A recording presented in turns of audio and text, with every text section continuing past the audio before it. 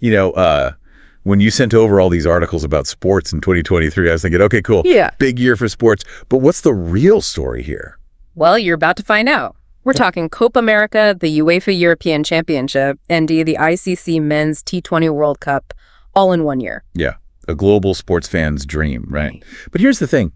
As I was reading, I realized these events weren't just about who won or lost. They were about something much bigger. It's about resilience, national pride, even how we experience sports in this digital age. Okay, so let's start with Copa América. Okay.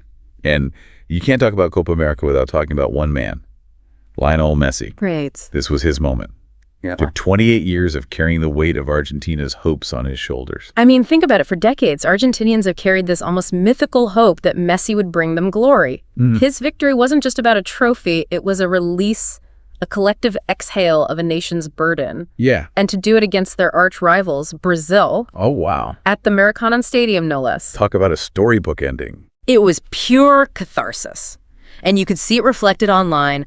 Argentinian fans erupting in joy, people literally crying, tears of relief on social media. Oh. It was a shared experience that transcended borders. I bet. And while Messi's individual brilliance was undeniable, Right. 4 goals, 5 assists, named player of the tournament, Yeah. this victory was about something much, much bigger. Absolutely. It was about national identity, collective emotion. Almost a spiritual experience, you could say. Okay, so now let's hop over to Europe, as you put it in our prep notes, Oh, yeah. for the UEFA European Championship. Yeah. And man, was this one a roller coaster. It really was. You had Italy's redemption story after failing to even qualify for the 2018 World Cup. Redemption. I don't know about that. Some might say they were lucky to get out of their group. Did they really earn it? Well, they certainly showed tactical discipline and grit throughout the tournament. Okay. Their defense was like a wall, and their midfield controlled the tempo of the game. Right. And let's not forget their manager, Roberto Mancini, who instilled a belief in unity in the squad that was palpable. I see your point. Okay, so they were more than just lucky. Yeah. But you can't talk about the Euros without talking about Denmark. Right. Their run to the semifinals after Christian Eriksen's on-field cardiac arrest was something else. Absolutely. It was a testament to the human spirit, the power of teamwork and support in the face of adversity. They literally came together to form a human shield around their fallen teammate, protecting his privacy and dignity. Right. It went beyond football. Yeah. You could feel it even watching from home. Yeah. And then to see them playing with such heart, such passion, it was inspiring. And social media became this global outpouring of support for Eriksen and the entire Danish team. Wow. You had people from all over the world sharing messages of hope, praying for his recovery. Yeah. It was a powerful example of how sports can unite us even in the darkest of times. It really was. Okay. Before we move on, we have to talk about England. Okay. You could feel the anticipation building with every win, that it's coming home chant getting louder and louder. Only to have it all come crashing down in that penalty shootout loss to Italy. Yeah. You could practically feel the collective heartbreak across the country. Oh, yeah. And again, social media played a huge role amplifying the emotional roller coaster. Oh, I bet that "it's coming home" slogan suddenly turned into memes of despair shared millions of times across the world. Exactly. It's a reminder that even though these tournaments are about competition, Right. they also tap into this deep well of national pride and identity. Yeah. And when those hopes are dashed, it can be a pretty brutal experience. All right, are you ready to dive into the world of cricket? The ICC Men's T20 World Cup was an absolute spectacle. It was. You had nail-biting finishes, incredible displays of skill, and underdog stories that captured the imagination of fans worldwide. Where do we even begin? Well, you can't talk about the T20 World Cup without mentioning the Pakistan-India clash, Right. arguably the most watched cricket game in history. Oh, wow.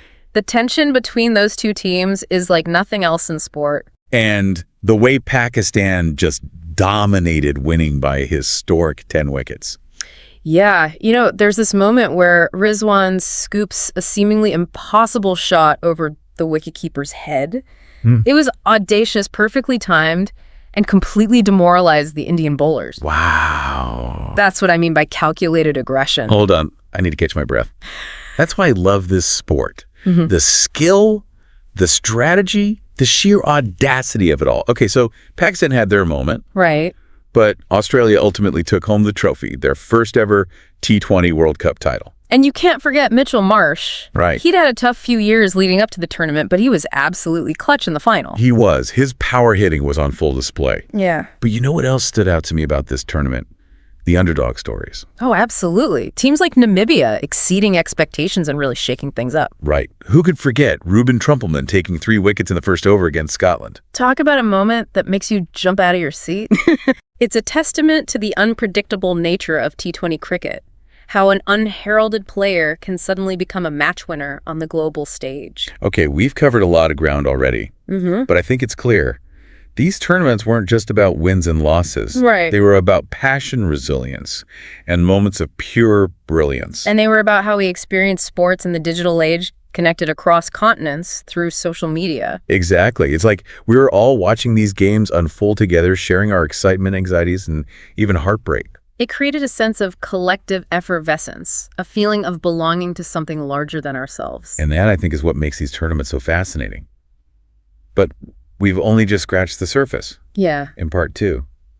Let's go even deeper, shall we? Let's do it. Welcome back. So we talked about some incredible moments from these 3 massive tournaments. But there's another layer to this story that I find really fascinating.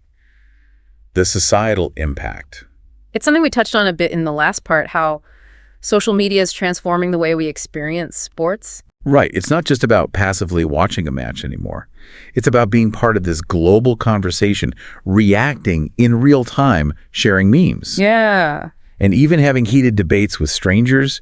It's almost like being at the game itself, but with millions of other fans. It's a form of collective effervescence, a shared emotional experience that amplifies the highs and lows of the game. And it's not just limited to fans. Right. Athletes themselves are increasingly using social media to connect directly with their supporters, giving us a behind-the-scenes glimpse into their journey. Which makes them feel more human, right? More relatable. Absolutely. It breaks down the barriers between athlete and fan, creating the sense of intimacy and shared experience. Okay, so we've got increased digital engagement. Yeah. But there's also this interesting phenomenon of these tournaments sparking conversations that go way beyond the sports themselves. Like with England during the Euros, the "It's coming home" slogan became about so much more than just football. It tapped into this deep well of national pride and longing for unity, especially in a society that's grappling with so much division. So it became this symbol of hope, of collective aspiration. Precisely. And when they lost that collective, heartbreak was palpable both online and offline. It's amazing how these sporting events can become cultural touchstones, reflecting and shaping broader societal trends. And let's not forget the economic impact.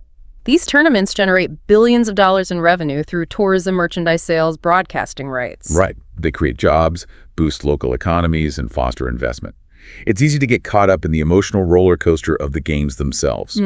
But the ripple effects extend far beyond the stadiums. They act as catalysts for growth, both economically and socially. So we've got digital engagement, societal conversations, economic benefits. Yeah. It's clear that these tournaments were about so much more than just the games themselves. They became cultural phenomena, reflecting and shaping societal trends, sparking dialogue and leaving a lasting impact on the global landscape. I'm starting to see a pattern here. It's like these events are microcosms of the human experience, showcasing our capacity for passion, resilience, and connection on a global scale. Exactly. And that's what makes them so compelling. Okay, so in part 1, we talked about the big moments, the national narratives, right? And now we've dug into the broader societal impact. But there's one more piece of this puzzle that I think is crucial to explore.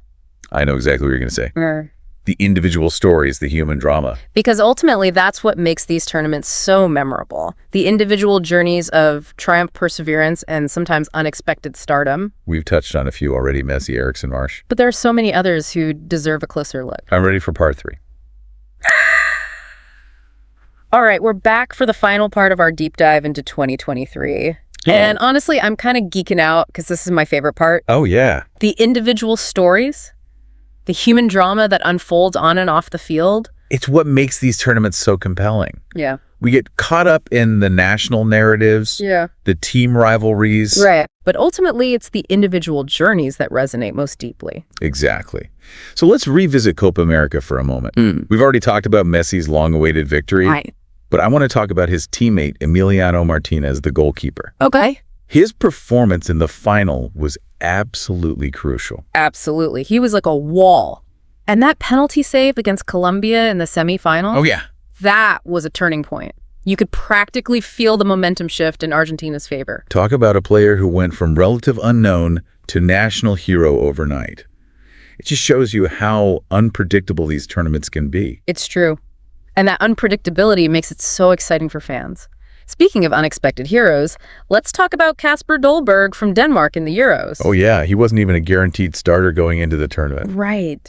But after Eriksen's collapse, he stepped up in a major way, scoring some crucial goals, including that stunner against the Czech Republic. That goal was insane. Yeah. Flung it right into the top corner. Yeah. But what I found most remarkable about Dolberg's story was the context. He wasn't just playing for himself. Right. He was carrying the emotional weight of the team and the entire nation on his shoulders. Absolutely. It was a powerful example of the human spirit's ability to find strength in adversity. And speaking of adversity, we have to mention Leonardo Spinazzola from Italy. Oh, heartbreaking. He was having a breakout tournament. Those dynamic runs down the left flank were electrifying, Yeah. and then bam, that Achilles injury in the quarterfinal. I remember watching that live. It was just devastating. Yeah. His tournament was over just like that. A stark reminder of how fragile athletic careers can be. Yeah. But even in his absence, Spinazzola's impact was felt. He became the symbol of Italy's resilience, a reminder that even setbacks can inspire a team to greatness. Well said. Okay, let's switch gears to the ICC Men's T20 World Cup. Yeah. We've already talked about Babar Azam and Mohammad Rizwan, Yeah. but let's give some love to Wanindu Hasaranga from Sri Lanka. Oh, he was phenomenal, picking up wickets left and right. I know. His emergence as a world-class spinner was one of the tournament's biggest surprises. His variations, his guile, the way he deceived batsmen, he was a joy to watch. It's a reminder that these tournaments can be launching pads for new stars, introducing us to players we might otherwise have missed. Exactly. And of course, we can't forget about Namibia's Ruben Trumpelman and those 3 wickets in the first over against Scotland. I know. That was pure magic. It makes you realize that anything is possible in T20 cricket. You don't need to be a big-name player to have a major impact. It's a format that celebrates individual brilliance. A single over can change the course of a match. So we've talked about goalkeepers turn national heroes, breakout stars, underdog stories, bowlers who defy expectations. What does it all mean? Why do these individual narratives matter so much? Because they remind us that these tournaments are about so much more than just the final score. They're platforms for human potential to be realized, for moments of brilliance to etch themselves in our memories. They give us a glimpse into the heart of what makes sports so captivating. The human stories, the dreams, the aspirations, the struggles and the triumphs. They make us laugh, cry, and cheer, sometimes all at the same time. Yeah. And they remind us that behind the jerseys and the statistics are real people just like us. Well said. Okay, folks, that brings our deep dive to a close. Wow. We've covered a lot of ground, from the emotional highs and lows of these global tournaments to the societal impact and the individual stories that made them so unforgettable. It's been quite a journey. It has. So yeah. Hopefully this has sparked your curiosity to explore these events further, to delve into the narratives that resonated with you most, I agree. and maybe even to appreciate the power of sports, to connect us all no matter where we come from or what language we speak. It's a universal language, a shared experience that transcends borders and cultures. So here's a final thought for you to ponder. What is it about these moments in sports that captures our collective imagination? Why do we get so invested in the journeys of these athletes, even if they represent countries other than our own? Those are questions worth asking. Keep those in mind as you continue to experience the world of sports, because there's always another story waiting to be told. Thanks for joining us on this deep dive. Until next time.